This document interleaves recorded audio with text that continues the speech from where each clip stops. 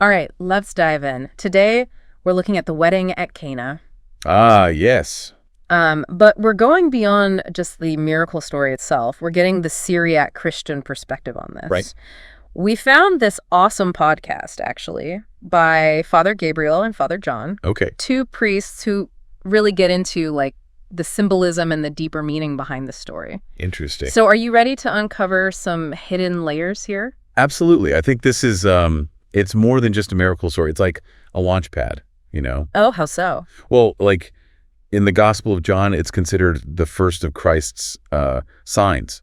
Okay. And it's really the start of his public ministry. I see. You know, so it's like it's strategically placed and just loaded with symbolism. So why start at a wedding then? Like, why not make a grand entrance somewhere else? You know, what's the big deal about this location? Well, that's where the genius lies, you see. Okay. In Jewish tradition, weddings are a huge deal. They're not just about two people. They're about joy, covenant, the fulfillment of God's promises to his people. So it's this bigger picture thing. It's massive. It's the perfect backdrop for Christ to kind of reveal his mission. You know what I mean? Right, right. So it's less about the wine and more about the why behind the location. Exactly. Yeah. Got it.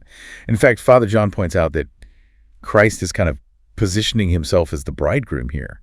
Like he's establishing a new covenant with humanity. Ooh, interesting. One not bound by the old laws, but just overflowing with grace. I'm already seeing this story in a whole new light. Yeah. But let's talk about Mary for a second. She seems to play a key role here. What's her significance in the Syriac tradition specifically? Ah, Mary.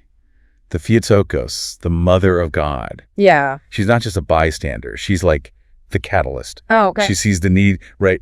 Like the impending disaster of running out of wine. Social disaster for sure. Total disaster. And she prompts Jesus to act. Do whatever he tells you, she says to the servants. He's just like showcasing her deep faith, you know, and understanding of her son's power. That line always gets me. It's like a blueprint for us as well, right? Yeah.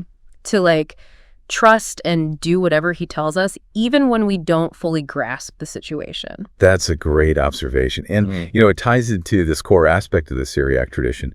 Mary, as an advocate and intercessor, Okay. she's bringing the need to Christ, not demanding, but just trusting in his response. Right. So it's not just her prompting action, but her trust in his response as well. Exactly. Okay, so speaking of that response, let's dig into the transformation itself.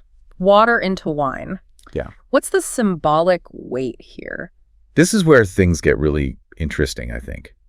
The Syriac tradition sees this as like this powerful visual metaphor. Okay. Water represents the old covenant. Think like laws, rituals, a focus on the external. Gotcha. And then you have wine, which becomes the symbol of the new covenant brought by Christ, overflowing with grace, joy, and inward transformation of the heart. So it's like out with the old, in with the new, but on the spiritual level. Yeah. It's not just a party trick. It's like a theological statement. Exactly. One of the most beautiful, ways this is articulated is from St. Ephrem the Syrian. Oh, yeah. Prominent figure in the Syriac church. He writes, "The water in the jars was silent, but the wine in the cups sang aloud, proclaiming the joy of the bridegroom." Wow, that imagery is incredible. Powerful, right? Yeah. Silence giving way to joyful proclamation. And if I remember right, it wasn't just any wine, it was the best wine. Right. Why is that detail so important?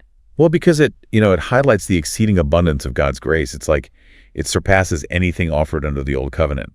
It's not just about meeting a need. It's about this overflowing generosity and the richness of this new life Christ offers. You know, it makes you wonder, what would it look like to experience that kind of best wine transformation in our own lives?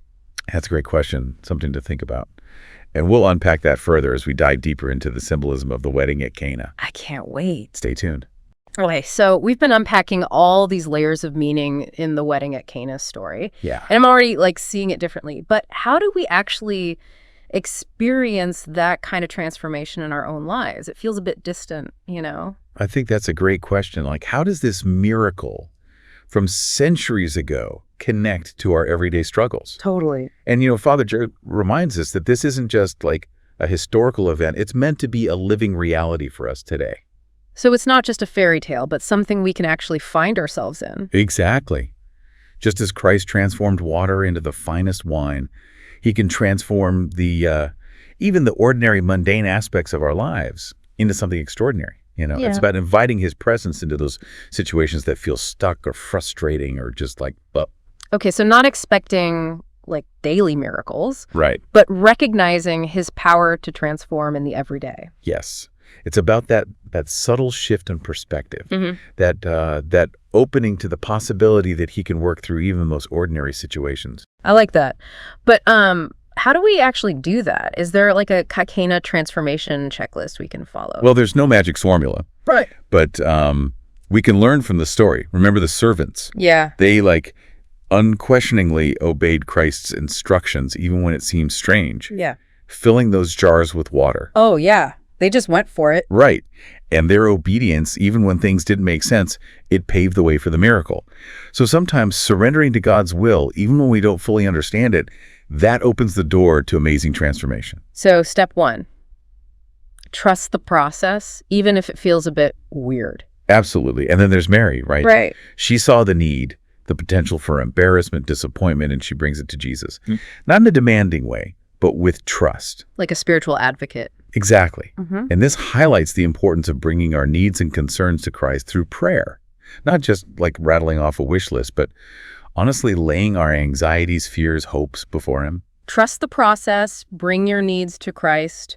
What else? Is there a final piece to this puzzle? It might sound counterintuitive, but it's about embracing the ordinary.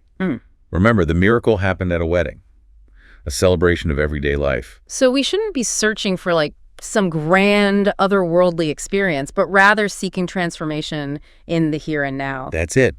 Christ's presence can elevate the mundane, Yeah. infuse it with meaning and joy. It's like he's saying, let me make the ordinary extraordinary. That's a beautiful thought. Not escaping the everyday, but inviting Christ into it. Yeah. There's one thing that keeps coming back to me, though. Why was the best wine saved for last? It seems like such an odd detail. It speaks volumes about the nature of God to grace. He doesn't just meet our needs, he exceeds our expectations. Oh, wow. It's about abundance, experiencing the fullness of his love. It goes far beyond just solving problems. It's not just about getting by, it's about thriving. Exactly. And this abundance, it isn't just material. It can manifest as peace, joy, strength, wisdom, whatever we need to flourish, Yeah. On our unique journey, it reminds me of a quote from St. Paul. The letter kills, but the Spirit gives life. Oh, yeah. The old covenant, like the water, it was about the letter of the law, right? Well, the new covenant, symbolized by the wine, is about experiencing the life-giving power of the Spirit. That's such a powerful connection. It's like the difference between worldly pleasure, which fades so quickly, and the true lasting joy that comes from God's grace. It's a whole different kind of high, Yes. Yeah. A joy that doesn't depend on external circumstances, but flows from that deep connection with Christ. Right. Okay. This is all so insightful, but I do have one question. Yeah. What about those times when life just throws us curveballs? Oh, yeah. When we're facing real suffering, grief, loss, how does this idea of transformation apply then? It feels almost too good to be true in those moments. That's a really important question, and one we shouldn't shy away from. Even with Christ in our lives, we'll still experience pain and hardship. Right, because life throws everyone curveballs, even the most faithful. Exactly. But here's where the wedding at Cana offers, this glimmer of hope. Even in those dark moments, Christ's transformative power can be present. So it's not about erasing the hard stuff, but navigating it with grace and hope. Is that what we're getting at? You're getting it. Yeah. Remember how the Syriac fathers saw the wedding at Cana as a foreshadowing of the heavenly wedding feast? Yeah, the ultimate celebration. This suggests that even amidst our earthly struggles, we're journeying towards something greater, something that transcends our present circumstances. So we cling to that hope, that vision of the heavenly feast, even when things feel bleak. Exactly. And in those moments, we draw strength from knowing that Christ is with us, walking alongside us, even through the valley of the shadow of death. This is making me think about how the wedding at Cana wasn't just about turning water into wine, but also turning a potentially embarrassing situation into a moment of grace. It's like Christ is saying, I can take your mess, your pain, your brokenness, and transform it into something beautiful.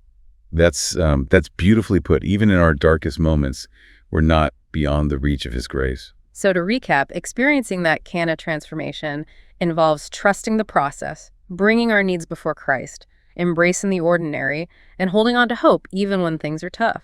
Well summarized.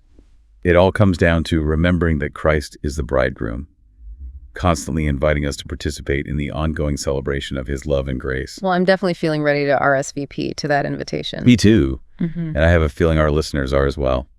Stay with us because we have one final thought to share with you as we wrap up our deep dive into the wedding at Cana. All right, so we've journeyed through the symbolism and those practical lessons of the wedding at Cana. But before we wrap up, we want to leave you with something to ponder. Yeah, like a question to carry with you as you go about your day. Exactly. What's so captivating about this story, I think, is that it invites us to view our own lives through this, different lens. Right. It's not just a miracle from long ago. It's like a template for how Christ continues to work in the world, transforming the ordinary into something extraordinary. Exactly. Think about that symbolism of water and wine. Right. Water representing the old, the stagnant, those areas of your life that feel a bit dry. And then wine representing the new, the vibrant, the life-giving presence of Christ. Where do you see that symbolism playing out in your own life? Yeah. What are those water moments that feel like they could use a touch of that Cana transformation? Maybe it's a relationship that feels strained, or a creative project that's lost its spark, or even just a sense of weariness in your spirit. What are those areas where you're thirsting for something more? And the invitation is to bring those water moments before Christ. Yeah. Trusting that he can turn them to something truly extraordinary. It's about having the courage to, ask for that transformation. To believe that even in the midst of the ordinary, something beautiful can emerge. And remember, the best wine was saved for last. Right. And that speaks volumes about God's generosity, about how his grace often exceeds our expectations. Yeah. Showing up in ways we could never imagine. It's like he's always got something even better in store for us. So as you go about your day, keep your eyes peeled for those moments where Christ might be working behind the scenes, ready to transform the ordinary into the miraculous. Yeah. Pay attention to the subtle ways he's inviting you into, like this deeper experience of his love and grace. And if you're interested in exploring the Syriac Christian tradition further, we highly recommend checking out the writings of St. Ephrem the Syrian. His insights into the wedding at Cana and countless other biblical stories are truly enriching. Yeah. He had a way of making those ancient stories come alive, revealing their timeless relevance for our lives today. Absolutely. Well, we hope this deep dive has left you feeling inspired and maybe even a little thirsty for more. Until next time, keep seeking those Cana moments in your own life. You never know where the next miracle might be waiting to unfold.